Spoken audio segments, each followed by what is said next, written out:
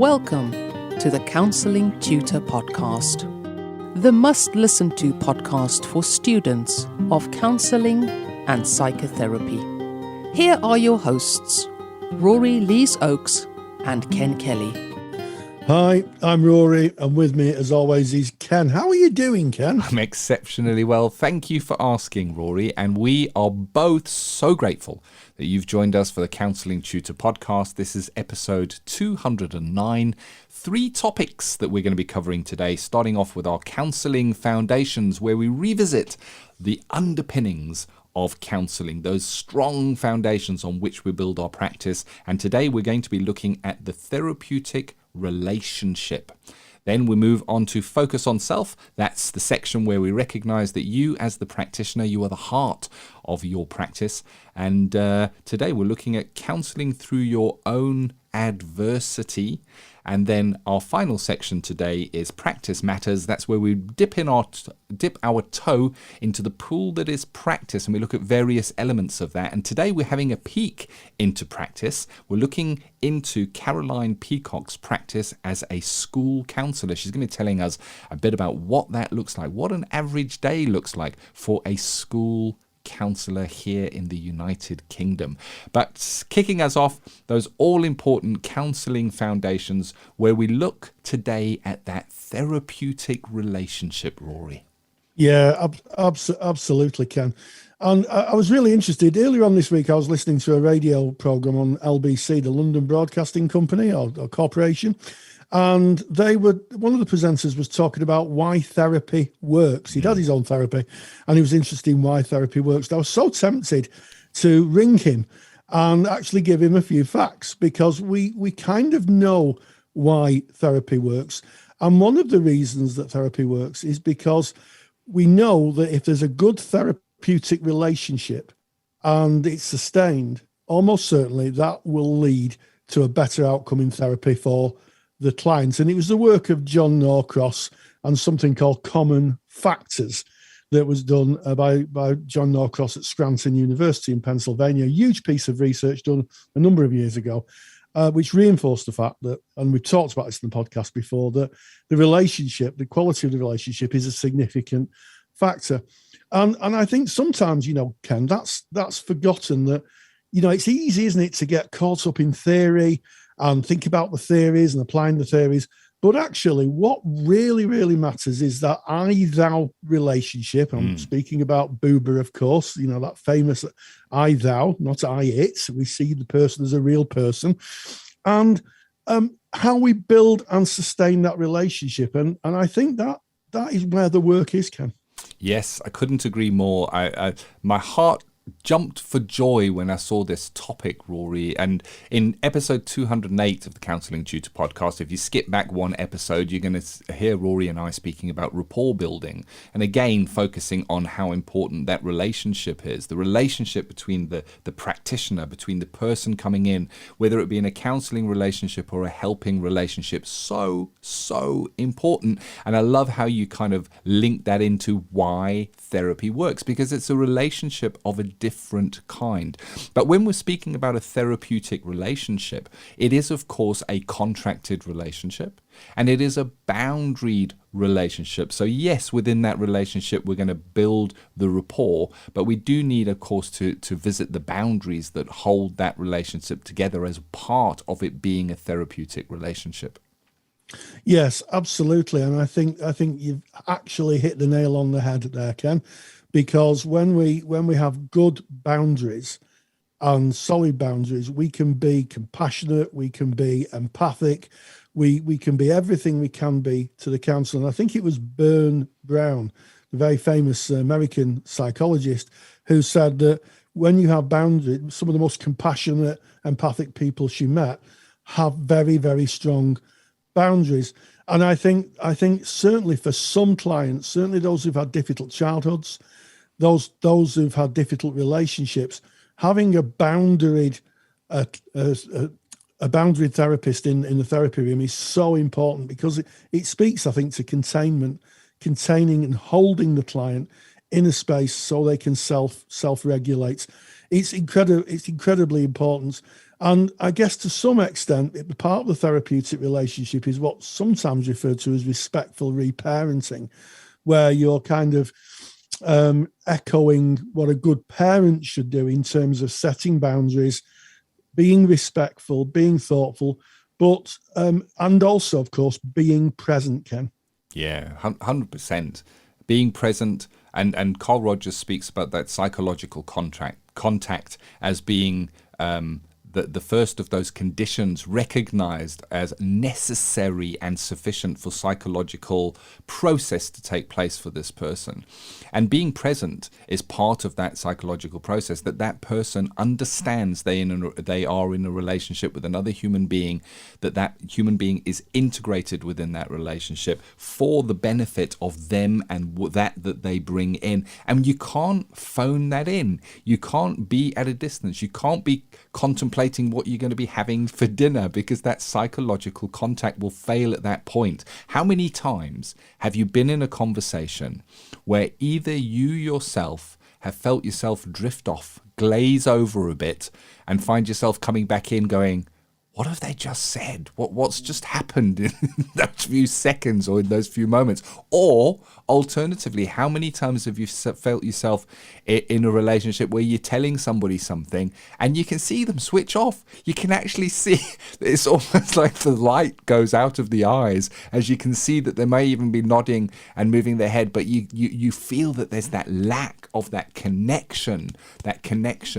that is so important, specifically in the therapeutic relationship. And we touched on boundaries just before coming on to this. And boundaries are great because they're in place there for the client, and it kind of sets the stage. It sets out the area where the therapy takes place. And we spoke about boundaries only recently when we were speaking about one of our focus on self topics, on how boundaries protect us. And I think in order for us to be our best self when we present in the therapeutic room, the boundaries are there, yes, so that the client knows where the operating area is of the relationship, but also to keep us well, that we're not being contacted outside of the sessions, that we're not being called upon when we're not there in that special capacity, because it does take, I guess, to be fully integrated into that therapeutic relationship, it does take a level of being your best self. It doesn't mean that you're not your real self or your true self, but you are certainly putting your best self forward. And it ties into the topic we're going to be looking at next, where we're speaking about counselling through your own adversity, which we'll get to in a moment. But when you've got stuff going on, can you be your best self? And we'll look at that more in adversity. But boundaries is one way of kind of protecting that space for yourself as well, to be your best self in that therapeutic relationship. Absolutely. And of course, Rogers wasn't wrong, in those 7 necessary and sufficient conditions published in the Journal of Consulting Psychology in 1957. Not that I have a copy on my bedside table or anything. No. One of the things he talked about were those 6 conditions. Yeah. Was that at some level the client accepted the congruence and unconditional positive regard of the counsellor. In other words, the client did the buy-in of what was going on and said, yes, this person's accepting me. This person is here for me. And I think that speaks hugely to the therapeutic relationship.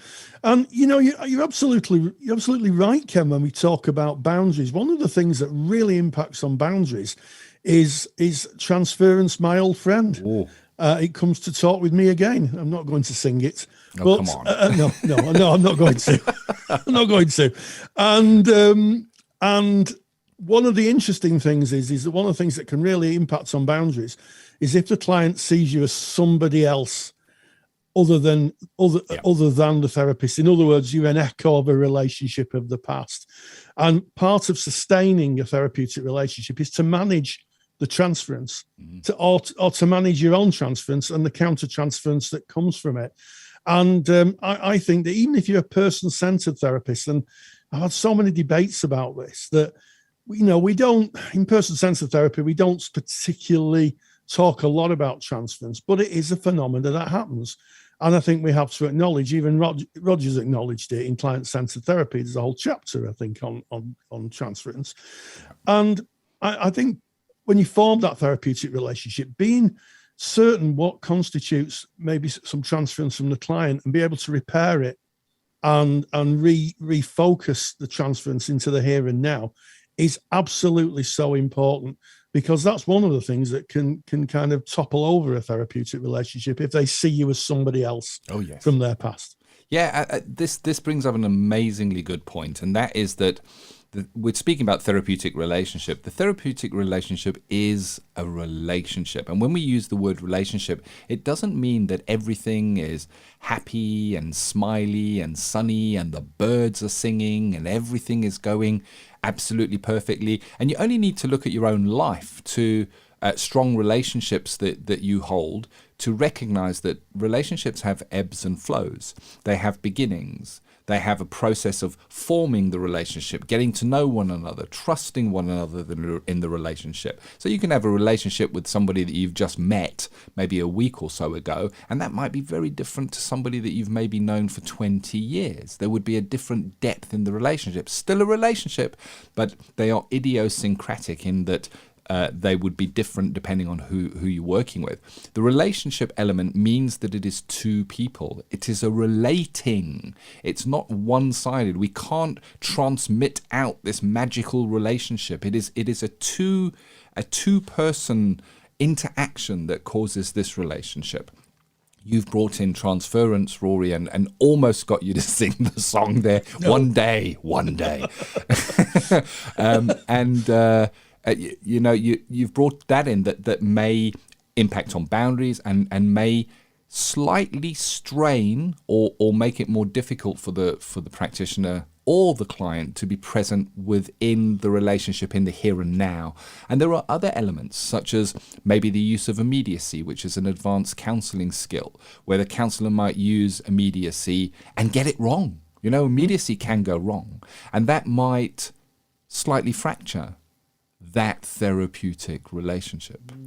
And you've got challenge that would come into that relationship, challenge introduced into the relationship where that could be tough for the client to have challenge presented in front of them. And of course, these skills, when we're speaking of immediacy, when we're speaking of challenge, we would look to the stages of a therapeutic relationship, and we certainly would only bring that in when the relationship was fully formed, where there was trust within it, where the relationship was robust enough to maybe handle a small bit of a fracture that could then be repaired. But we must recognize, if we're speaking about a therapeutic relationship, that it's not all plain sailing, and therapeutic relationships can break down. I've certainly had it.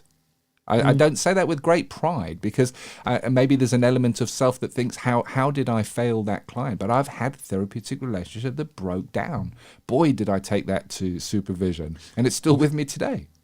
I'm sure he did, Ken, and I think that speaks to the reality of what therapists do.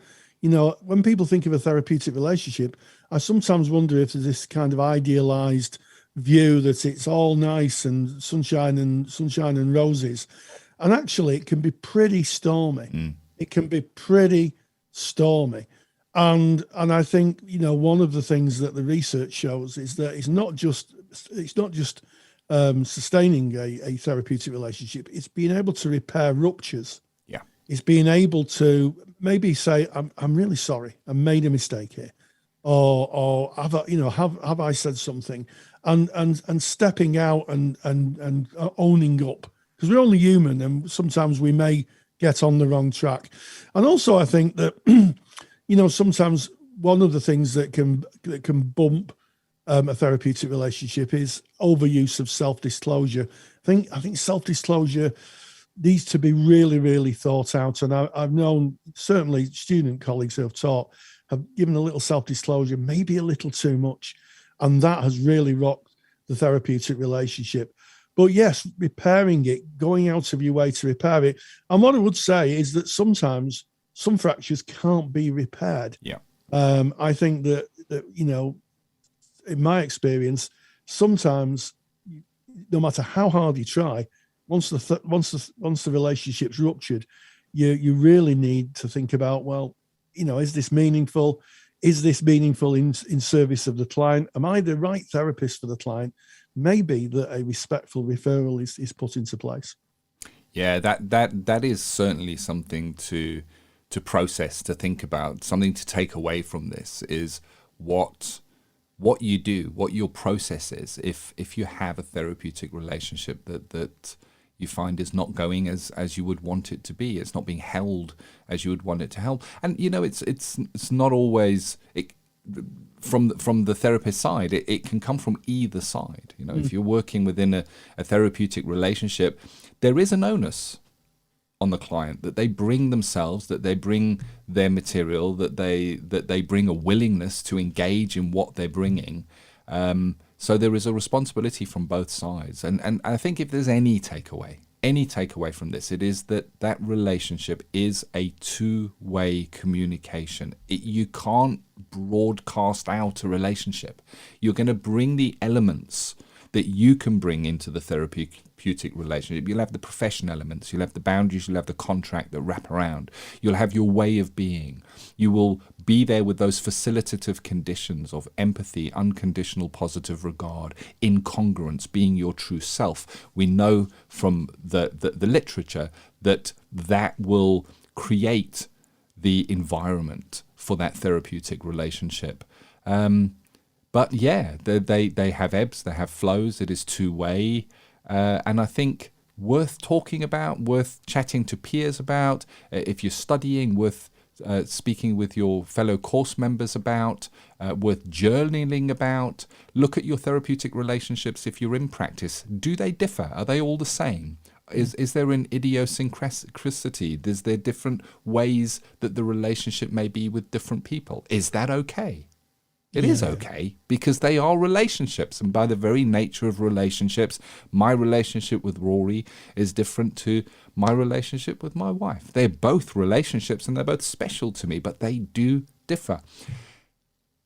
It's true, Ken. And one of the newer, more kind of progressive aspects within the therapeutic relationship is radical empathy, where you may meet someone whose values are totally opposite to yours, and you use what's sometimes referred to as radical empathy, where you try and enter that person's frame of reference and bracket your own value system to try and see the world. And I've certainly worked with colleagues who work with people on the sex offenders register, and they've worked with the perpetrators of some pretty horrific behaviours, and they managed to sustain a therapeutic relationship, but they've had to bracket their own frame of reference very, very tightly and have very, very tight supervision. But it's amazing it can be done, and that's sometimes referred to as radical empathy. But yes, I think that speak about this in your peer group, talk about it in supervision, and maybe ask your tutor about their experience. I mean, I was very, very keen, and I know we both were, Ken, when we taught together, to share with our students our experiences in a broad sense, not specific clients, but a broad sense of what the therapeutic relationship meant, and maybe being really honest about what happens when it works really well, and having to part from a client and what you're left with. Because if you've had a really strong relationship and that client isn't coming again, that can bring up a few feelings of loss. Or conversely, if you've tried to sustain a therapeutic relationship, it's fractured. Again, like Ken was saying, what does that leave you with? I think it's something that should be discussed a lot, because it's a whole lot more than the theories and everything else. It's the real, well, it's the meat and potatoes, as they say in my part of the world, of counselling, isn't it? The meat and potatoes. It is indeed. And on that delicious food analogy, well, I'm vegetarian, so maybe not as delicious for me. It's a corn, out of that. Yes, corn and potatoes. So that is our Counselling Foundations, looking at that therapeutic relationship. Rory has created a super duper handout, which you can get. It is free of charge. You just go to our mother website, which is counsellingtutor.com. From the top menu bar, select the podcast tab, go to episode 209. That's 209. That's today's episode. Right there on that page, you can download the therapeutic relationship handout. And we now move into focus on self. And today we're going to be looking at counselling through our own adversity, Rory. Yes, and I have to say that it was only when we started the Facebook page, and if you're not a member of our Facebook page, go to Facebook, type in Counselling Tutor. You'll find us. We're a closed group. Knock on the door, and our super supportive moderation team will let you in. You can join thousands of like-minded people studying counselling, people studying psychotherapy. We have students, we have qualified colleagues, we have supervisors, and we have trainers, all talking about counselling and psychotherapy. And it's a big community. And one of the things that comes up pretty regularly is people talking about their own personal adversities, usually when they're going through training, but certainly it can be in practice life, and how they're managing it.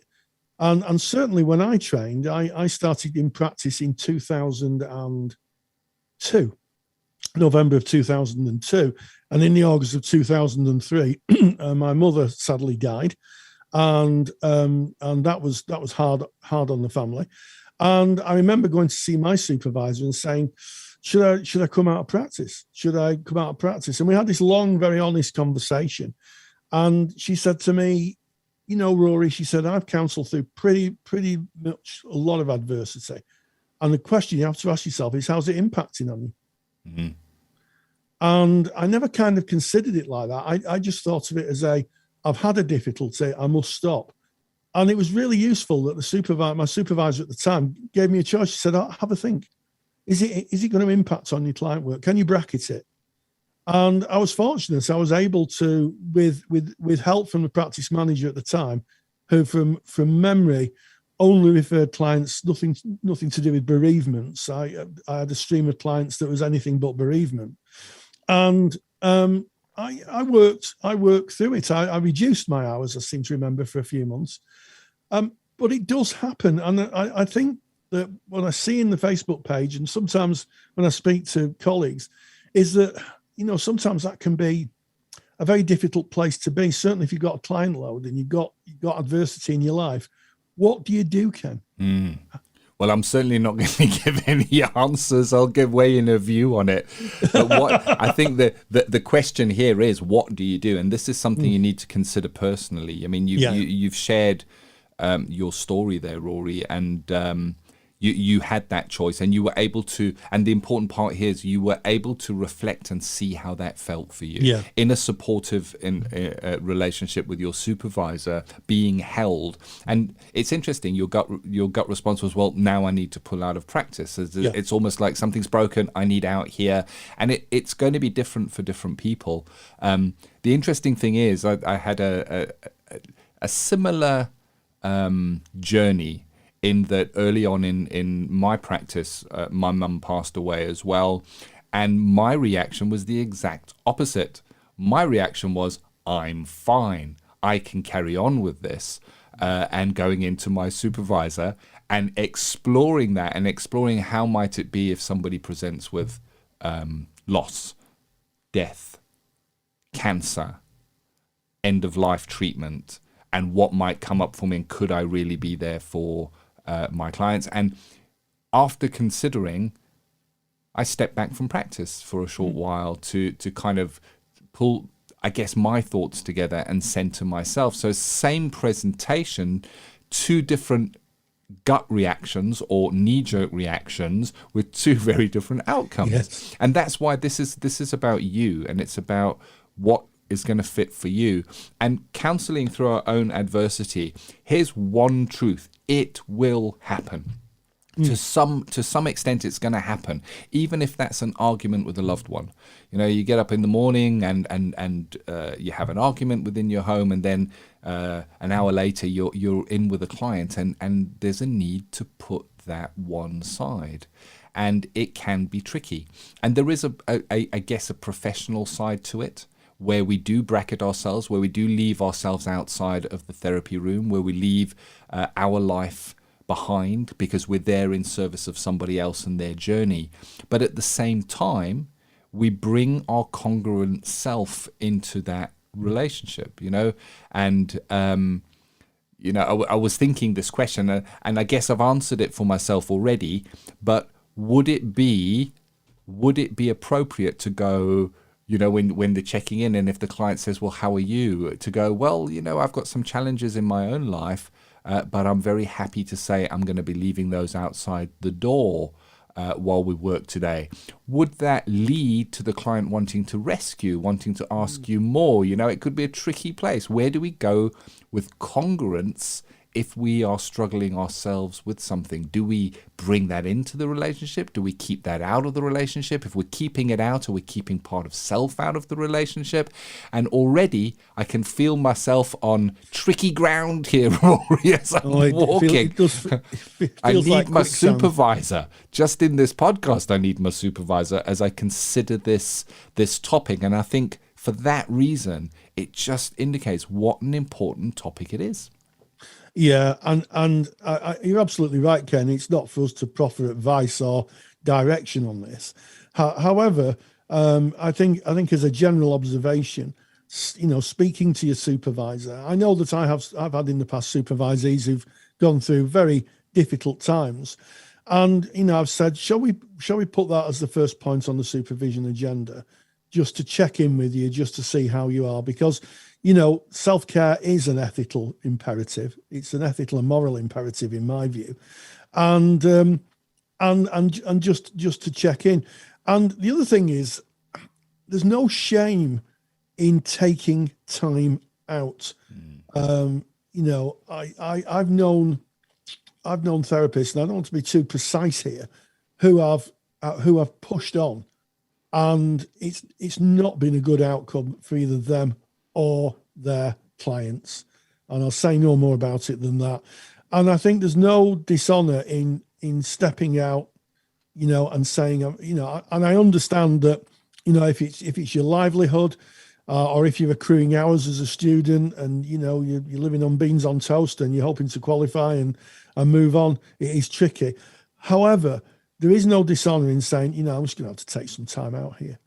And certainly I've worked with students and, qualified colleagues where we've come to agreement that maybe just a little time out, just a little time to get that person together and to do a bit of healing is going to be very useful for them and definitely in service of their client. Yeah, couldn't agree more, Rory. It's the adage. I mean, this is focus on self. This section is focus on self, and it's the adage of we need to be okay to be there for someone else. And there's the illustration of being in an aeroplane, and the aeroplane experiences a sudden loss in cabin pressure.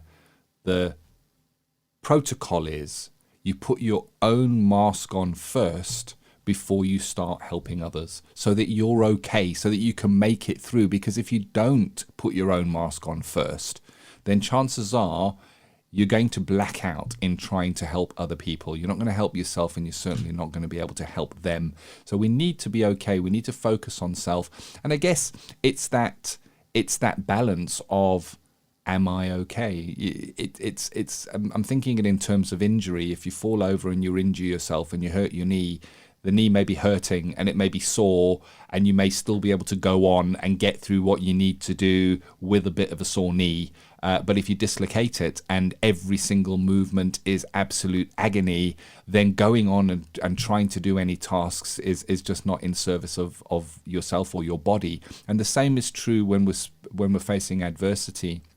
We need to look at how it is affecting us, and not necessarily what the presentation is, because as we kind of discussed in our paralleled stories there, Rory, the presentation was the same thing, but the outcome and how we deal with things are very different.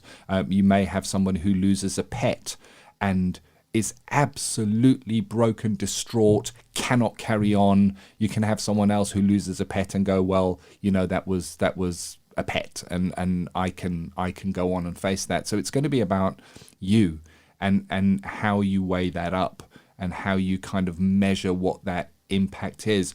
And I think if there's any takeaway that I learned from my own journey, it is to take it to supervision as soon as you can, no matter what that adversity is, because we can be blindsided by our own adversities.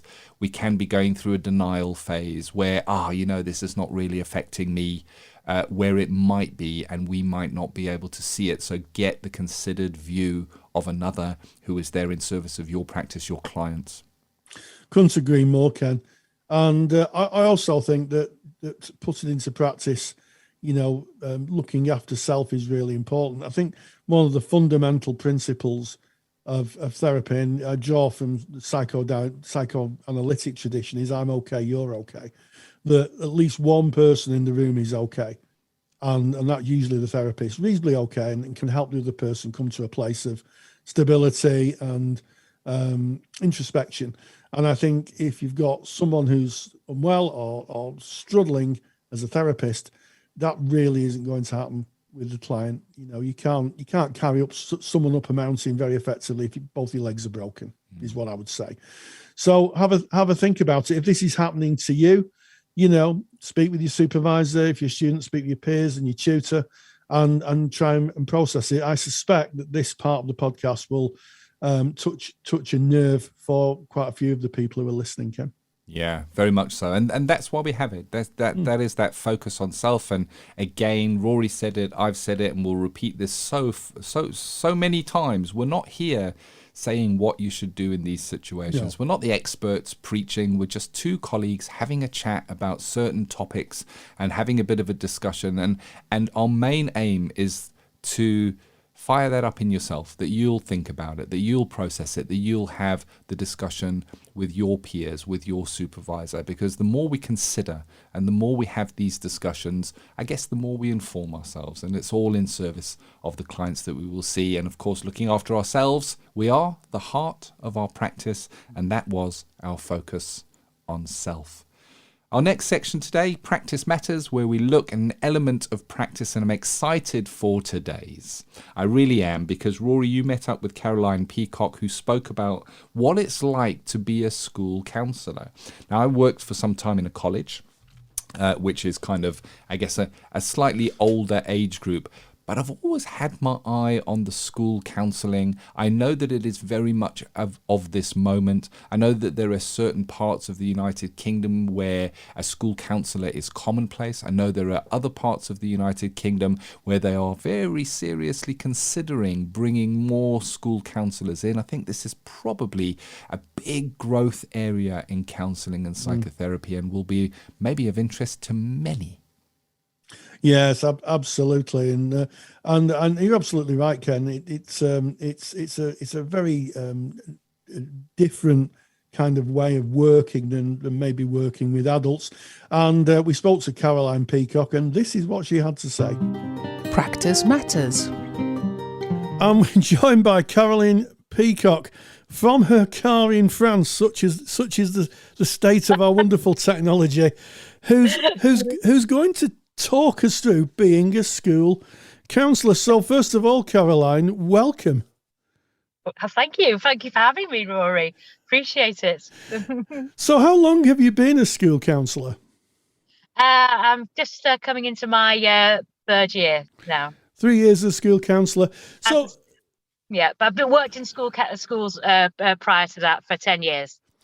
Okay, so first of all, Caroline, how does working with children differ from working with adults? Working with children, I'm going to generalize here, but I think in general, they are, because obviously it depends on the trauma or what they've experienced, but generally they seem to be more trusting because they go on the energies that of the actual counsellor, as opposed to they don't have as much guard up and all the what's happened beforehand. So they do generally, I find that they go with the energies as in the room and what's actually there. Yeah, so they're more trusting, more maybe open to expect. Yeah. In general, Yeah, if you, I'd say that the younger the child, the more trusting they seem to be. Yes. Sure, and there's a lot of discussion around, ages of children and how do we gauge competency, and of course, Gillick competency is something that is usually applied when working with children. I think over the age of 13, if my memory serves me correctly. So, how do you apply Gillick competency, or do you use Gillick competency in terms of making sure that the people you're working with, the young people you're working with, understand what's going to happen and what might happen through the arc of therapy? Yeah. Well, I mean, when I do work with the children and young people in the school, we've got, as opposed when I'm talking about Gillick competency, I tend not to work. I prefer to have children and their families on board, because obviously therapy counselling works better when there's all the holistic and they have the wraparound care. But when deciding Gillick competency, you have to know your Gillick competency and the actual rules and the law itself, because you may come across it within a session. And you may have 2 14-year-olds presenting to you, and both of them, one of them you may perceive, because it doesn't go along biological age, but one of them is you perceive as being, and you've assessed as being Gillick competent, but you have another 14-year-old who is presenting at the age of 10.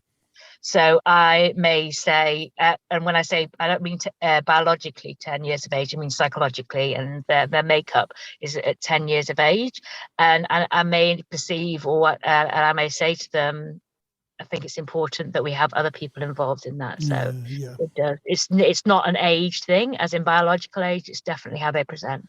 Yes, and I think I'm right in thinking in Gillick competency there is an age range that you apply it to. So you couldn't apply Gillick competency to a 5-year-old, could you? Oh gosh, no.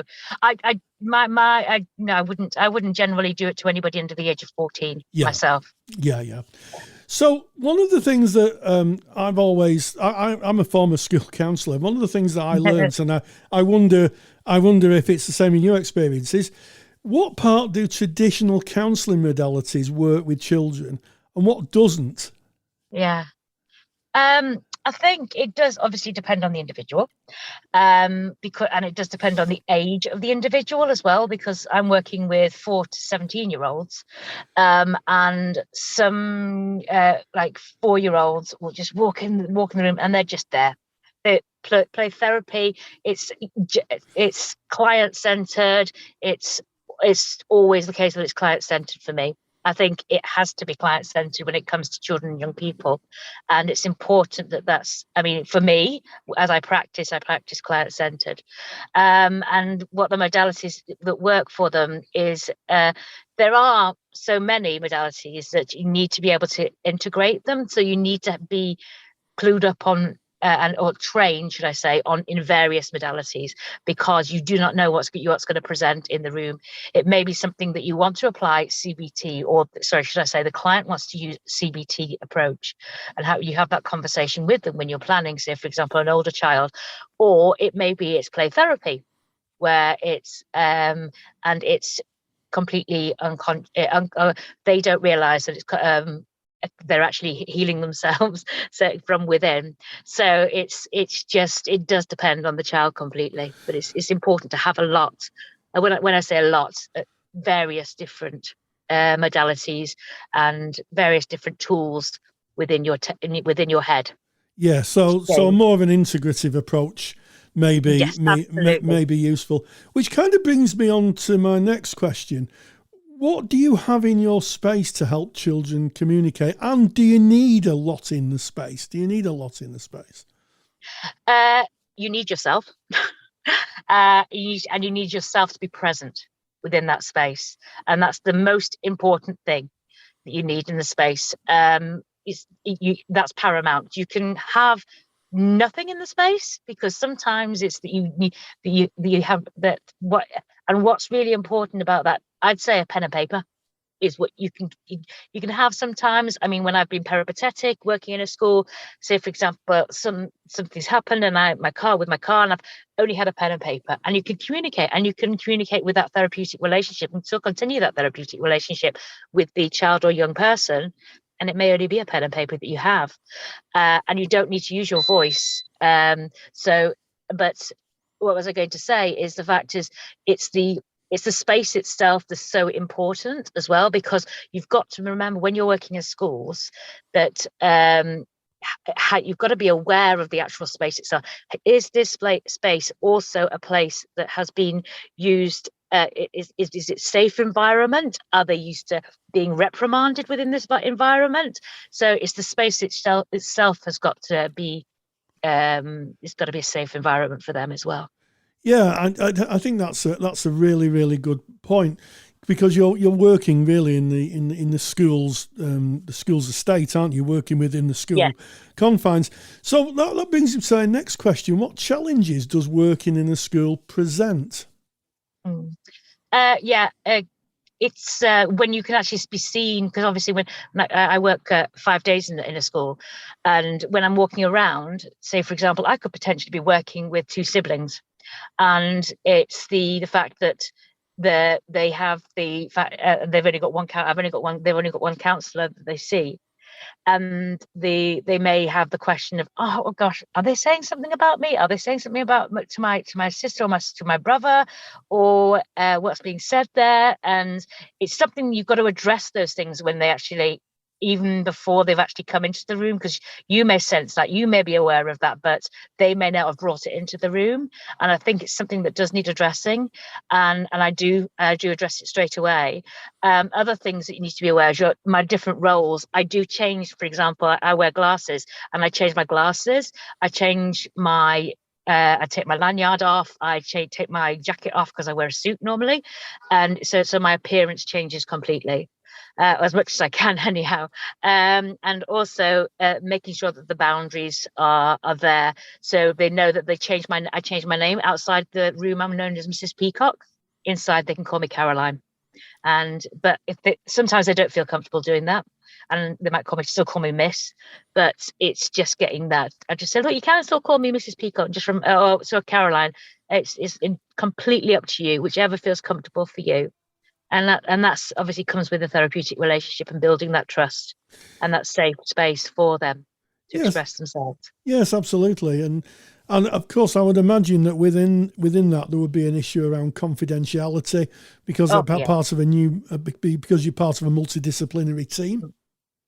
Yeah, absolutely. Well, the first thing I do is set down those boundaries and the confidentiality, and I have for the older children and young people, or those I feel that I have either a pictorial for the younger ones to say this is what the contract is, and obviously I have a written document for the those who are older, and I give them the opportunity, do they want to take it with them, the document for the confidentiality and the contract, or do they want to keep it in the room? Because sometimes they may want to keep it in the room, because everything, then they know that it's a safe environment, it's kept there for them, and then they can choose to keep it or not. Yes, it is interesting, and that kind of leads me on to my next question was, do you get involved with parents? Do sometimes you have to speak with parents, and if so, how do you balance confidentiality out there?